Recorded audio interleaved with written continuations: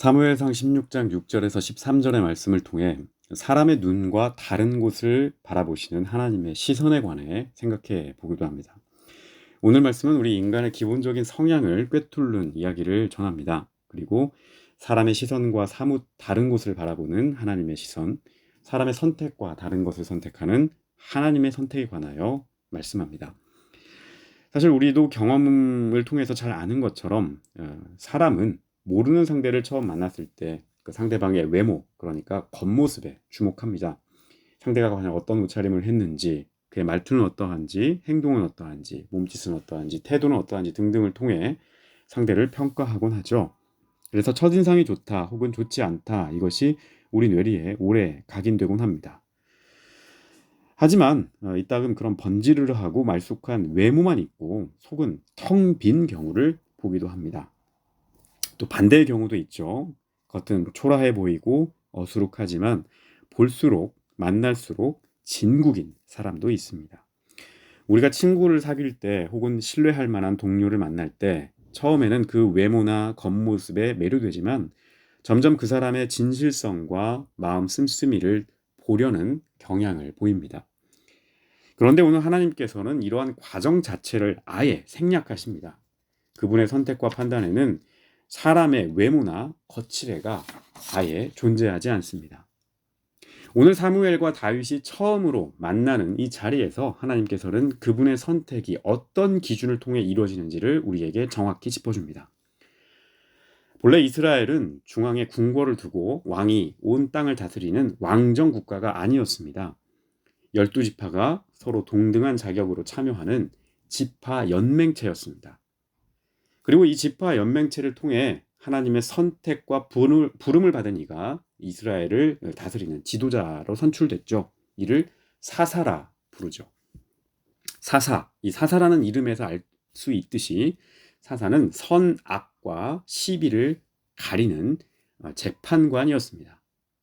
또 사사는 나라가 이방 민족의 침략을 받을 때 앞서 나가서 싸우는 군사 지도자이기도 했습니다.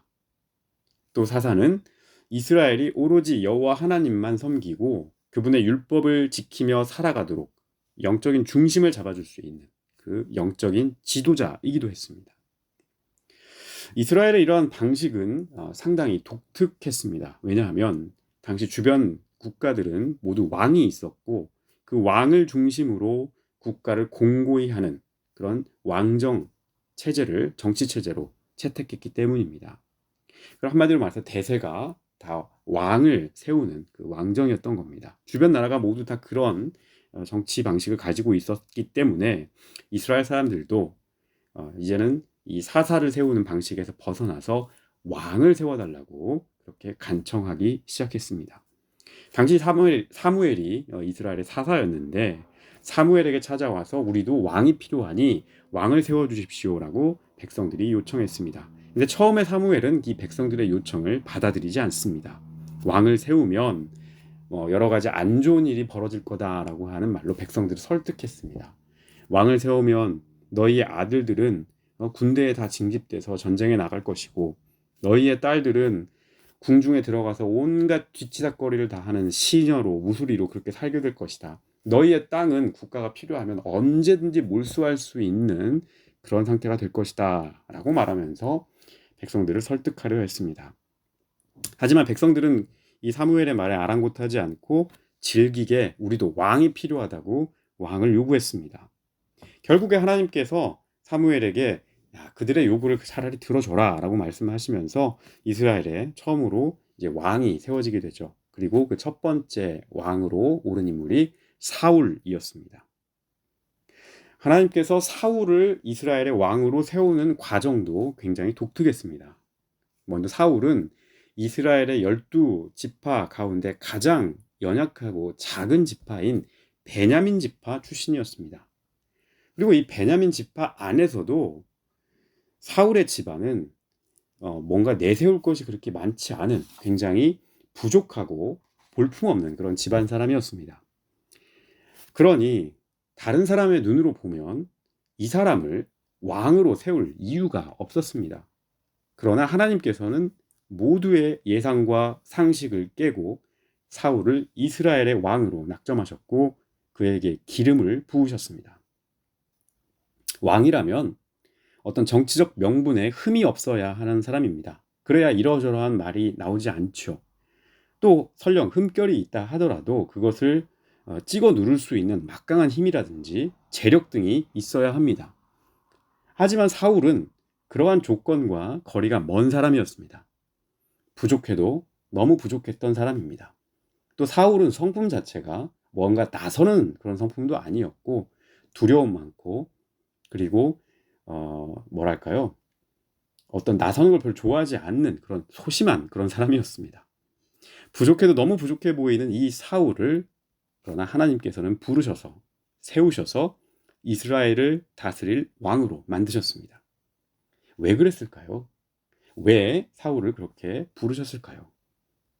아마도 그때 그 당시에 사울에게는 겸손한 마음과 순수한 마음이 있었기 때문일 겁니다. 그의 겸손과 순수함이 하나님의 마음에 합했기 때문이겠죠. 이렇게 순수하고 겸손한 마음으로 처음 시작했던 사울이 그러나 시간이 지나면서 하나님의 뜻을 버리기 시작합니다. 우리가 잘 알다시피 사울은 하나님에게서 벗어났습니다. 그리고 제멋대로 행동하기 시작하죠. 그도 처음에는 여호와의 영으로 충만했고 신실했던 사람이었습니다.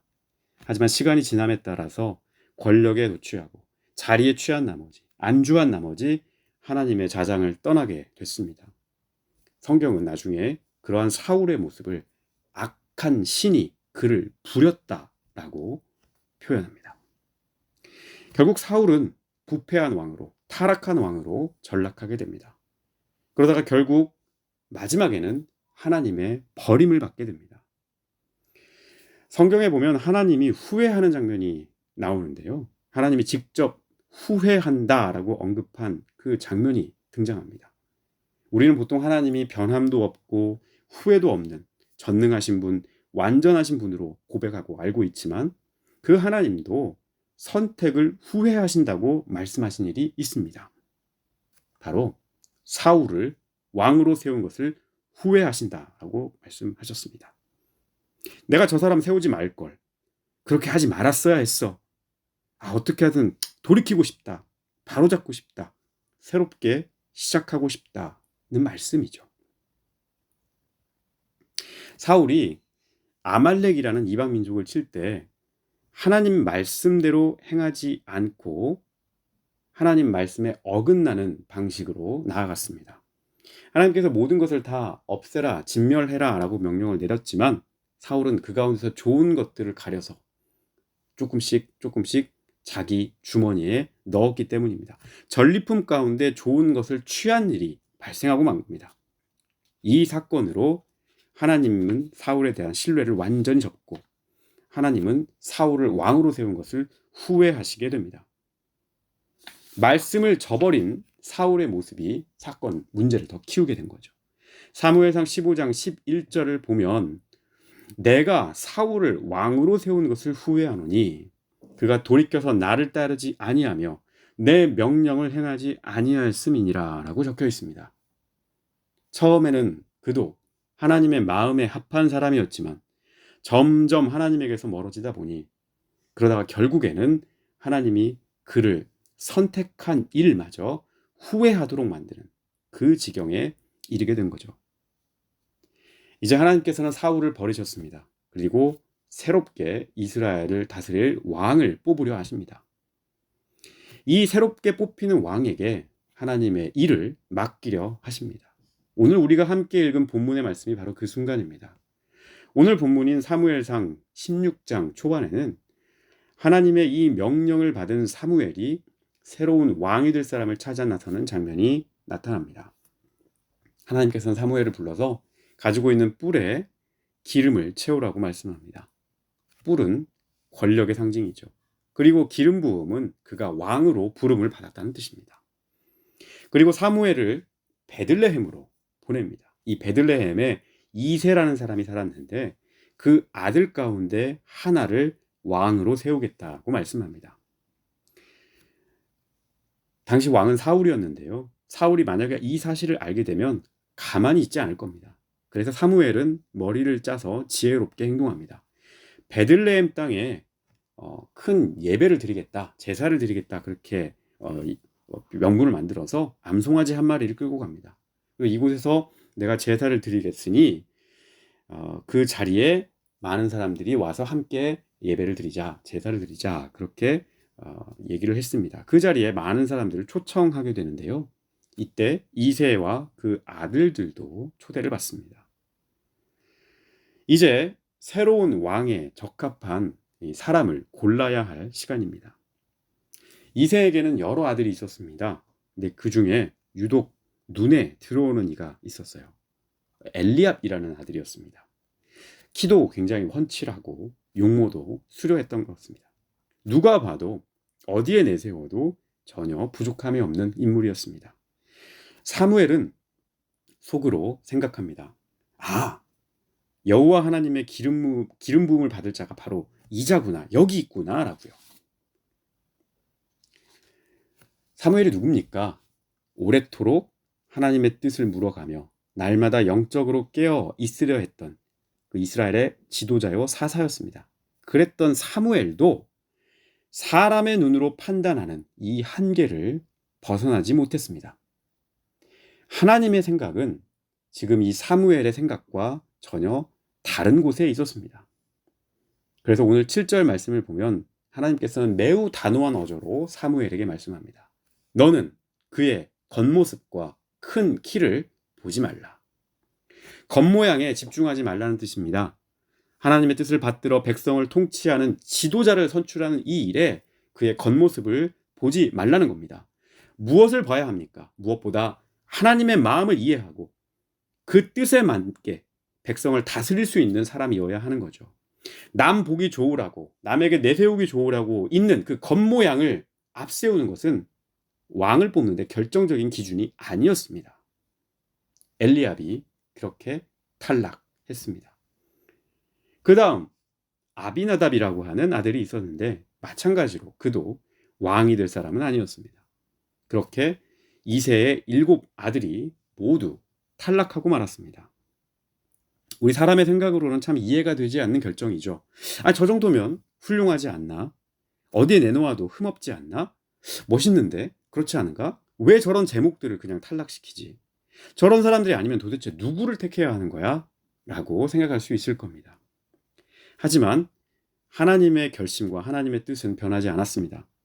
7절 말씀에서 하나님은 사람은 겉모습을 따라 판단하지만 나 여호와는 그 중심을 본다 라고 말씀하십니다. 그 중심을 본다. 이 중심을 본다. 무슨 뜻일까요? 중심을 본다. 이 중심으로 번역된 원래 말은 속 깊은 곳에서 우러나는 진정성 있고 신실한 동기를 말합니다. 하나님은 그 사람의 진실된 마음, 충성된 태도, 순수한 동기에 초점을 맞추신다는 뜻입니다.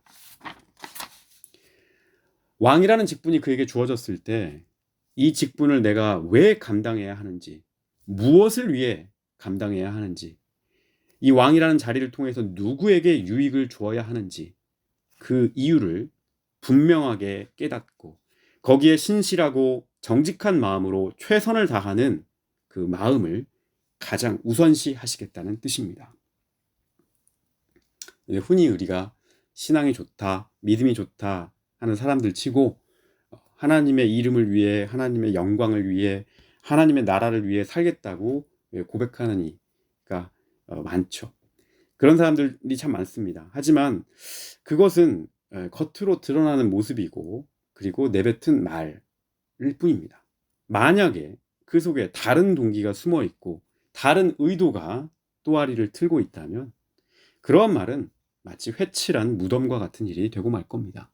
회칠한 무덤이 무엇인가요? 우리 예수님께서 바리새인을 비판할 때 회칠한 무덤과 같다라고 그렇게 말씀하셨는데, 무덤이 그냥 있는데 거기에 대충 이렇게 덮고 맨들맨들하게 회를 칠해 놓은 겁니다. 겉으로 봤을 때는 깔끔하죠. 하지만 비가 오고 바람이 불고 그 무덤이 무너지게 되면 뭐가 드러납니까? 그 속에 있는 온갖 더러운 시체, 뼈, 이런 것들이 드러나게 되는 거죠. 회칠한 무덤입니다. 겉은 번지르르하게 보이나 시련이 어려움이 닥쳐올 때, 내게 불리한 상황이 조성될 때 그 본색을 드러내는 겁니다. 내 삶의 무대에 하나님을 주인공으로 삼겠다고 말로는 100번, 1000번 고백할 수 있습니다. 하지만 과연 그 중심에 하나님이 계십니까? 얼마든지 꾸며낼 수 있고 치장할 수 있습니다. 그러나 정말 그 중심에 하나님이 계십니까? 하나님이 계신가? 그렇지 않은가? 이 질문을 던져볼 필요가 있습니다. 얼마든지 다른 사람을 예쁜 말로, 착한 말로 현혹할 수 있고 넘어가게 할 수 있습니다. 그러나 우리 하나님을 그렇게 넘어가게 할 수는 없습니다. 왜? 왜 그럴까요? 하나님은 그 사람의 중심에 늘 주목하시기 때문입니다. 차라리 저는 그렇게 생각합니다. 완벽하지 않더라도, 겉으로 멋져 보이지 않더라도 그런 고백을 주저하는 편이 오히려 더 하나님 보시기에는 정직한 모습이라고 생각합니다. 내가 많이 부족하고 아직은 많이 그렇게 하지 못하고 내 삶의 주인을 하나님을 모시고 싶지만 내 아직 자아가 강하고 아직까지도 내가 내 생각이 많고 내 욕심이 많아서 하나님 많이 못 모셔요. 저 부족해요. 도와주세요. 함께 해주세요. 은혜를 주세요. 라고 고백하는 편이 그 연약한 믿음을 솔직하게 드러내고 고민하고 더 앞으로 나아가려고 하는 노력이 하나님 보시기에는 더 중심 있는 사람처럼 보인다는 거죠. 오늘 주님은 겉으로 보기엔 참 화려하고 멋져 보이는 그런 다른 아들이 아니라 막내인 다윗에게 기름을 부으셨습니다. 다윗의 형들이 있던 그 자리에, 다윗은 형들이 있던 그 자리에 초대조차 받지 못했던 사람입니다. 형들이 왕이 되느냐 마느냐 지금 면접을 보는 이 시간에 그는 들에서 양을 치고 있었습니다. 자기 일에 충직했습니다. 세상의 눈으로는, 그리고 사람들의 눈으로는 아예 후보에도 오를 수 없는 어린 애송이에 불과했던 다윗. 그러나 하나님께서는 다윗의 그 심중에 있는 진실한 믿음을 보셨고 총명하고 지혜로운 눈을 보셨고 하나님의 뜻대로 살아가려는 삶의 동기를 이미 아셨습니다. 그리고 놀랍게도 그 다윗을 불러내서 이스라엘의 다음 왕으로 삼으셨습니다. 사랑하는 성도 여러분, 우리는 세상에서 살아가는 사람들이죠. 그렇기 때문에 완전히 세상과 등지고 살아갈 수는 없습니다. 하지만 믿음의 눈으로 살아갈수록 이 세상의 기준과 거리를 둘 수 있는 이 사람들이어야 한다. 이 점을 잊지 말고 기억하시기 바랍니다. 하나님께서 나를 통해서 어떠한 일을 하시리라는 믿음이 있는 분들이라면 그 심중에 동기부터 정리하시기 바랍니다. 나의 영화로움을 위해서 하나님을 발판으로 삼지 마시기 바랍니다. 아쉬울 때만 하나님 찾고 그렇지 않을 때는 하나님을 멀리하는 그런 성숙하지 못한 신앙의 자세도 버릴 수 있기를 바랍니다. 하나님께 쓰임받고 싶다면 그 중심부터 바로 잡읍시다. 내게 맡겨진 일에 진심을 다하고 정성을 다합시다. 그걸 한 사람에게 하는 일이든 100사람에게 하는 일이든 1000사람에게 하는 일이든 늘 같은 마음으로, 같은 노력으로, 같은 정성으로 감당할 수 있기를 바랍니다. 우리는 성경 곳곳을 읽어보면 하나님의 선택이 사람의 상식적인 선택과 다르고 하나님의 눈이 사람의 눈과 다른 곳을 바라본다는 사실을 알게 됩니다. 사무엘상 2장에 나타나 있는 한나의 기도, 누가복음 1장에 나오는 마리아의 기도를 한번 읽어보십시오. 사람들이 연약하다고 보잘것없다고 말한 그런 사람들을 통하여 하나님의 능력을 나타낸다고 고백하지 않습니까? 예레미야 선지자는 어떻게 이야기합니까? 누가 하나님 앞에서 용맹하다고 자랑할 것이며 누가 하나님 앞에서 지혜롭다, 똑똑하다 그렇게 잘난 체 할 것이냐 그렇게 묻지 않습니까? 사도 바울은 뭐라고 이야기합니까? 고린도전서 1장에서 이 세상에 없는 것과 멸시받는 것과 미약한 것을 사용하셔서 젠체하고 어깨에 힘주고 살아가는 자들을 부끄럽게 하시는 바로 그 역전의 하나님을 노래하고 있지 않습니까? 그 중심에 하나님을 경외하고 하나님의 뜻을 늘 구하고 하나님의 자녀요 예수 그리스도의 제자로 살려는 믿음의 씨앗이 자라는 사람을 하나님이 사용하십니다. 비록 다윗처럼 아직 영글지 못했고 어리고 부족해 보이지만 하나님께서는 마치 원석을 다듬어 다이아몬드를 만들듯이 그를 들어 벼리고 다듬어 사용하십니다. 교회도 마찬가지입니다. 그 교회가 몇 명 모이는지, 예산이 얼마가 되는지, 시설이 얼마나 좋은지, 장비가 얼마나 탁월한지, 선교하는 규모가 얼마나 되는지 이런 것들은 비본질적인 겁니다. 그 교회 안에 예수의 사랑이 얼마나 가득한지, 교우들이 얼마나 말씀과 더불어 살아가려고 하는지, 세상에서 부딪히는 시련과 어려움을 얼마나 나눠지고 서로 중보하며 부족한 부분을 채워가는지, 그래서 그리스도의 몸을 일구는지, 세상 한가운데서 그리스도인답게 사랑과 의로움으로 살아가는지, 이것이 더 본질적인 부분입니다. 하나님께서는 바로 우리 개인과 교회의 그 중심을, 그 원천을 더 주목하십니다. 모쪼록 우리 프라이브로크 하나되는 한인교회 우리 귀한 성도님들은 그 중심이 살아있는 성도, 또 우리 교회는 역시 그 중심이 살아있는 교회, 그 중심의 굳건함으로 말미암아 하나님의 칭찬을 듣고 하나님의 쓰임을 받는 그런 성도와 교회가 될 수 있기를 기원합니다. 우리에게 주신 이 말씀을 오늘 기억하면서 돌아오는 한 주도 주님과 더 가까운 곳에서 동행할 수 있기를 예수님의 이름으로 축원드립니다. 우리 말씀을 생각하시면서 잠시 기도하시겠습니다.